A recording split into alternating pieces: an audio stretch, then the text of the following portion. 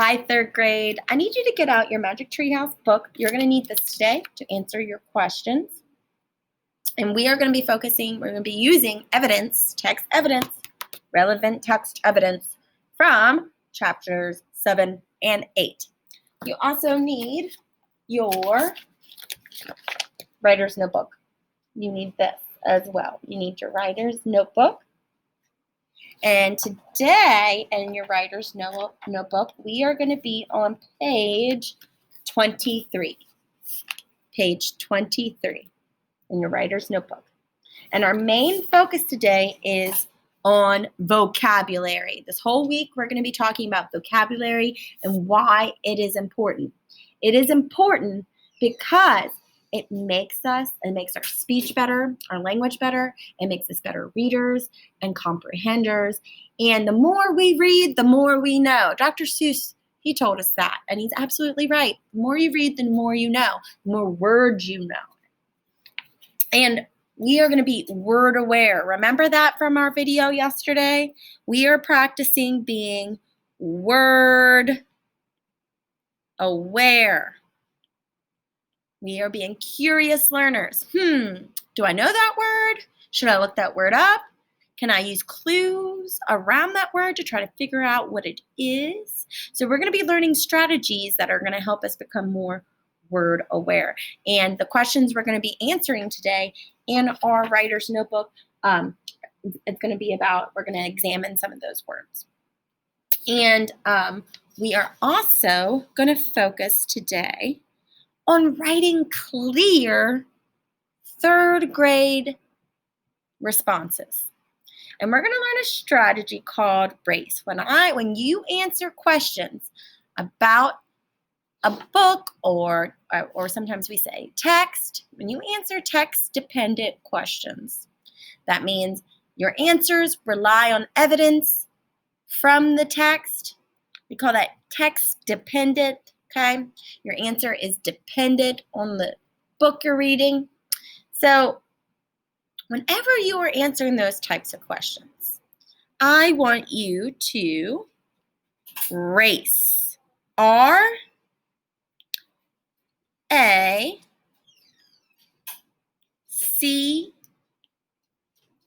When we answer questions in third grade, we R.a.c.e. Now, you're probably asking yourself, what in the world, Mrs. Gosnell? What do you mean by that? What do you mean we R.a.c.e? Are we literally going to go out and start racing? Of course not. Each letter here stands for something. And it helps us remember the steps we need to take when we're answering questions. So let's talk about each letter. We're going to talk about R first. So when you come to a question, like the one we're going to answer today in our writer's notebook, the two we're going to answer today in our writer's notebook, when you come to a question, you must restate that question. We do that anyway. I've taught you that from the beginning. You take the word you need from that question and you restate it. That's called restating. You use the words from the question to start your sentence. Remember, Mrs. Gosnell always says, work smarter, not harder. Use the words in your questions. Words in your questions help you build your answer. So the first part is to get rid of those what, whens, and hows. And we cross that off and we look at the words we can use. And we're going to practice using that today. Now, after you restate your question, you might have room to answer it. And that's what the A stands for, answer. So after you restate your question, you can answer it. And that means you answer every part of the question. You have to read deeply and make sure you are being relevant. Okay, you're staying on topic. So you answer the question in a complete sentence. And that goes hand in hand with the R.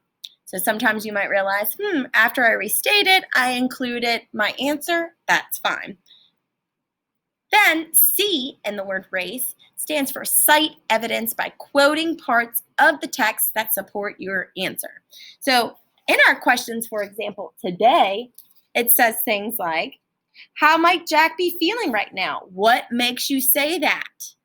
So you have to cite evidence from the book. That means you have to take evidence from the book. What is happening in the story that makes you say that? What happened in the story? So that is, you have to actually cite the book. What does it say on page 22, right? On page 22, it says, and then that is citing. That's called citing. When you're taking information from your book and you're putting it in your answer. Then the next thing we're going to do is E. We're going to explain, okay? We're going to explain why we took what we took from this book and put it in our answer and how it is relevant to our question. How is it relevant? Meaning, how does the information from my book that I took from my book support my answer? We're going to practice using this. And I want you to take a deep breath and breathe out, because it's not as hard as it seems. It's going to make a lot of sense once we put it into practice. So let's race. So the first thing we're going to do is examine our question. So we are on page 23 in our glorious writer's notebook. And we are going to look at what it's asking us to do. First things first. If you have not watched that video of me reading chapter 7 and 8, and if you have not tried reading chapter 7 and 8 from our Magic Treehouse book, you need to get to work. You must do that before attempting this assignment. Okay, you cannot do this assignment without reading this first. You need evidence. You need to know what we're talking about. Okay, you need evidence from the text to support your answer. And if you didn't read it, you're not going to answer it correctly. Okay, and I'm going to know. Because your answer is not going to be relevant to the question and it's not going to make sense. So make sure you're reading. So we did that, and if you have to, and I actually do, I recommend this, go back and reread chapter 7 and 8 by yourself, or go back and watch that video of me reading it, because it's very, very helpful. It refreshes our memory. But in short, I'm going to summarize what happened in 7 and in 8. So in chapter 7, that's when Jack came head to head with a T-Rex, and they were running away. They were running away from the T-Rex. And they got away. Annie and Jack, they ran up to the treehouse and they were fine. But then Jack said, and they were about to make the wish to go home, because they think that's how they get to go home. They just make a wish and they end up back in Frog Creek, Pennsylvania. However, Jack said, I can't leave yet. I left my notebook. Remember, he's been taking notes this whole time on dinosaurs, and everything he wanted to share with the people back at home about dinosaurs is in that book, and he just could not leave it behind. He needed that book. And so he ran from the treehouse to go get that book. And then when he went to go turn around to head back, he found himself in a tricky predicament. Look at this. Jack was standing, and that T-Rex was standing between the treehouse, him and the treehouse. And he's like, oh boy, how am I going to solve this problem? So next, in chapter 8, we see that Annie, well, first of all, it's kind of funny. This is one of my funniest parts in the book. It said that he looked up in his nonfiction book about dinosaurs to see what he could learn about the T-Rex, to see if that would help him. And it says Tyrannosaurus Rex was one of the largest meat-eating land animals of all time. He's like, oh, well, that wouldn't help. So he saw Annie climbing down the rope. And then all of a sudden she started talking to Henry, or she was saying it was like Henry was understanding her or something. And out of nowhere, coming towards Jack, our dear friend Henry, the pteranodon, was heading right towards Jack. And we made some predictions about what's going to happen. Plus, the front cover kind of tells you a little bit, maybe. What do you think? But anyway, let's go back to our question. How might Jack be feeling right now? So we have to brainstorm. We have to think about vocabulary words we can use that would help us explain how Jack is feeling right now. If you were Jack, how would you be feeling? Remember those connections that good readers make, like awesome readers? They use strategies like text connections to really, really get to know their characters, and it feels like to them that they're in the book themselves, okay? So what if you were Jack? How would you be feeling right now? You're about to go head to head with a T-Rex, and then all of a sudden a pteranodon is flying above your head, and your sister was talking to it. How are you feeling? So brainstorm how you think Jack was feeling in chapters 7 and 8. So once you have an idea of how Jack was feeling, actually, I'll brainstorm with you. How do you think Jack was feeling? Let's brainstorm some words that might help you. Let's see. Would you say he was worried? Would you be worried? I would be worried about getting home. I would be worried about escaping that situation. What's another word for worried? Maybe panicky. He was panicky. I don't know what to do. I don't know what to do. In a state of panic, let's think about, he was definitely probably a little nervous. What would you say all these words have in common? They're like different flavors of each other. Worried, panicky, nervous. They must come from the same family. You could even say that they are synonyms, not cinnamon, synonyms. Words that are very similar to each other. They go hand in hand. You could replace them with one another. So could you say that Jack was worried, panicky, or nervous? Would you say, I know everyone's probably thinking this, he was definitely scared. It's another word for scared. Frightened.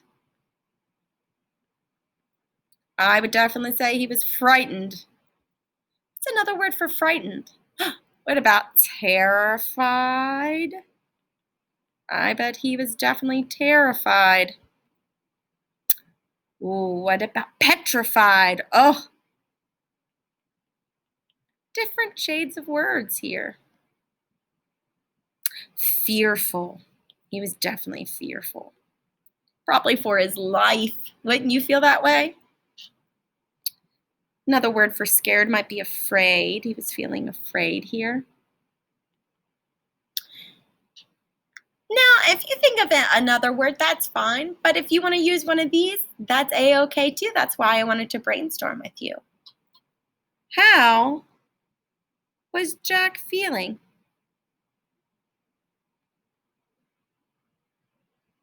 How was he feeling? That's going to help us answer our questions. First of all, you have to think to yourself, how was he feeling? Now we're ready to tackle our question and race. Let's race. So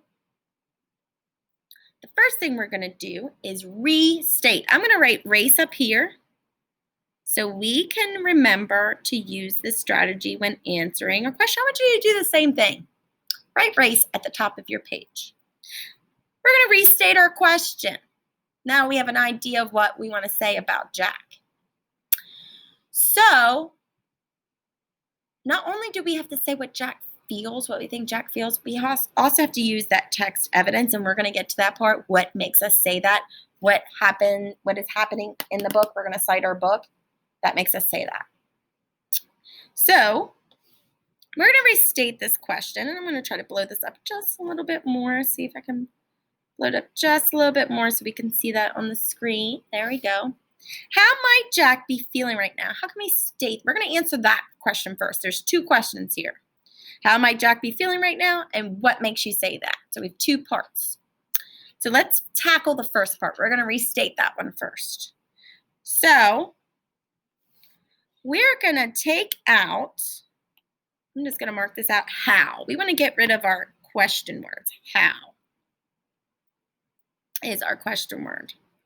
And you can even cross out your question mark so you know that you're not making a question here. You're restating the question, or how Mrs. Gosnell likes to say, flipping the question. That means turning it from a question to a sentence. So we could say Jack, we can use all these words. Jack might be feeling blank right now because, or you could just leave it as how he might be feeling. Let's dive into that a little bit deeper. So right now we are doing R and A. We are restating our question, and then we're going to actually answer it. You're going to pick one of those words, okay? I'll show you those words here in a second again, so you can pick one of those, or you can use your own. And in your dictionaries that I gave you, there are feeling words in the back of the book. Jack, and remember your cups, might be feeling. Look how many words we pulled from that question because we restated it. That's like the majority of your sentence here. We used, let me highlight these. We used might, we used Jack, we used be and feeling. We're not even done yet. Jack might be feeling, this is where you need to put that word, okay? How is Jack feeling? You could choose more than one. It's up to you, but you have to back it up. Whatever you put, you have to back it up. Jack might be feeling scared right now. He might be feeling worried right now. He might be feeling terrified, frightened, petrified, fearful, afraid. And if you have to pause this video to pick a word, that is fine too. Worried, panicky, nervous, scared, frightened, terrified, petrified, fearful, afraid. How is he feeling? That's where you're going to put that word. Now, I saw a lot of you when we were in class and I was teaching you the strategy, and you copied what I wrote, but you didn't fill in the blank. You have to actually answer the question. I'm not answering the question for you. I will help you restate the question, but I am not going to answer it for you. You have to answer that, okay?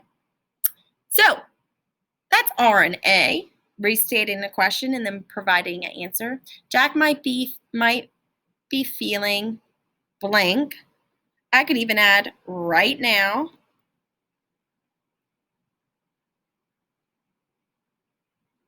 Period. All right. I have to back this up. What makes me say that? I'm going to get rid of what. What makes me say that? I have some prompts here that's going to help you cite your evidence. Cite and then provide evidence. So let's look at these clues. So here's some writing prompts you can use, and I want you to pick one you like. I'm going to blow it up just a little bit. So we're on C. So we're going to cite something from the book. Remember, I'm going to help you build that sentence, but I'm not going to answer it for you. So you have to pick something from the book that's going to, I don't know what word you chose. You have to pick evidence from the text, cite evidence from the text that backs up that feeling you chose. So we're going to focus on this cite portion right here, the green part. So we could say, according to the text. Ooh, I like that one. It's very sophisticated.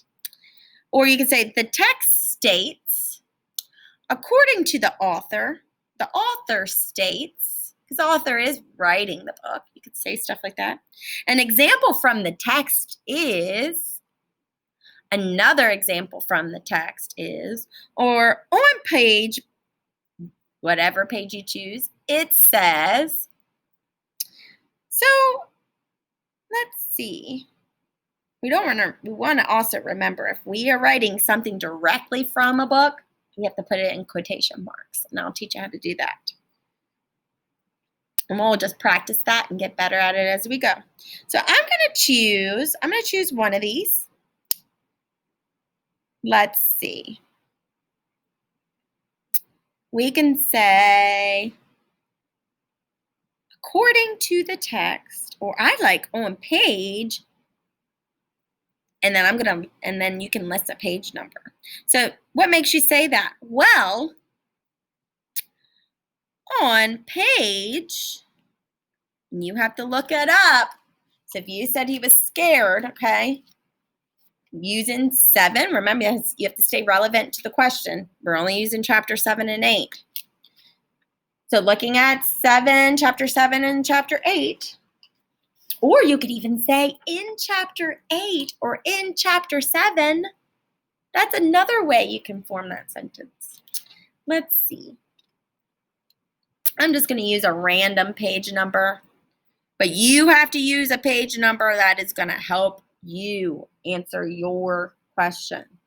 So let's see. Let's say if I said Jack was feeling terrified or panicky. I'm going to say panicky. I like that word. He was feeling panicky. I'm going to say on page 42,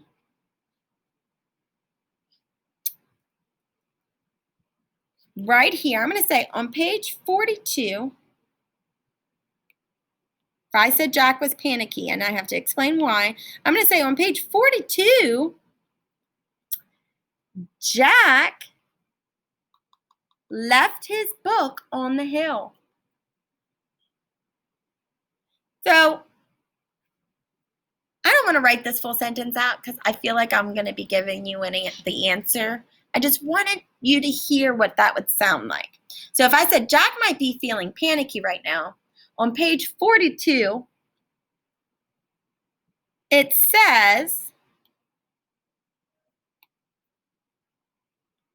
or it states, it says he left his book. He left his book on the hill.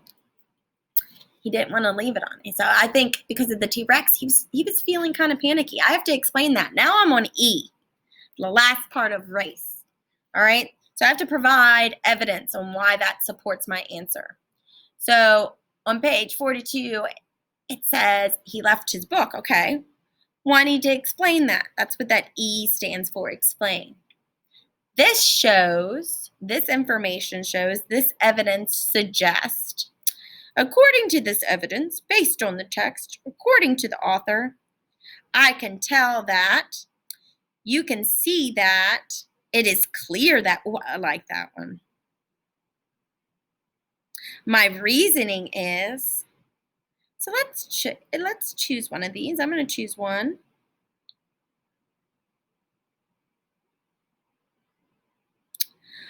Ooh.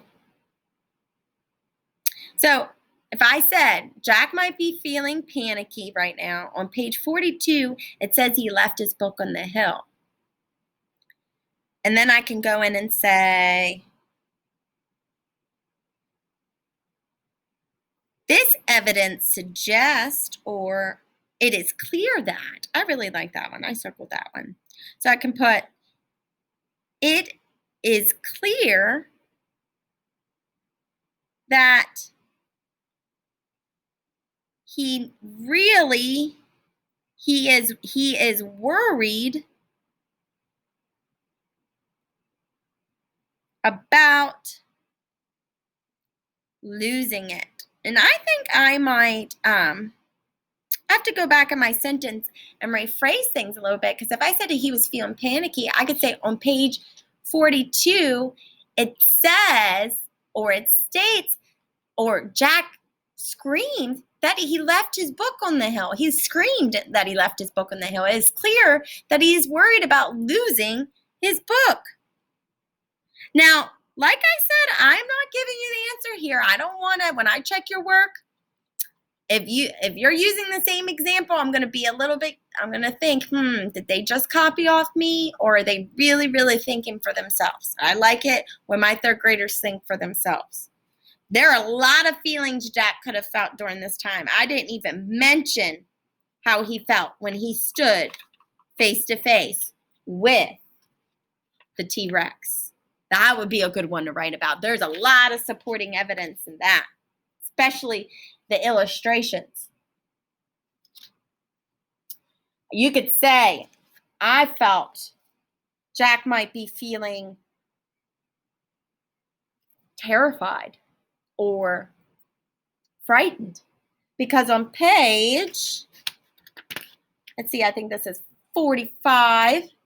There's an illustration. There's a picture of him clutching his fist.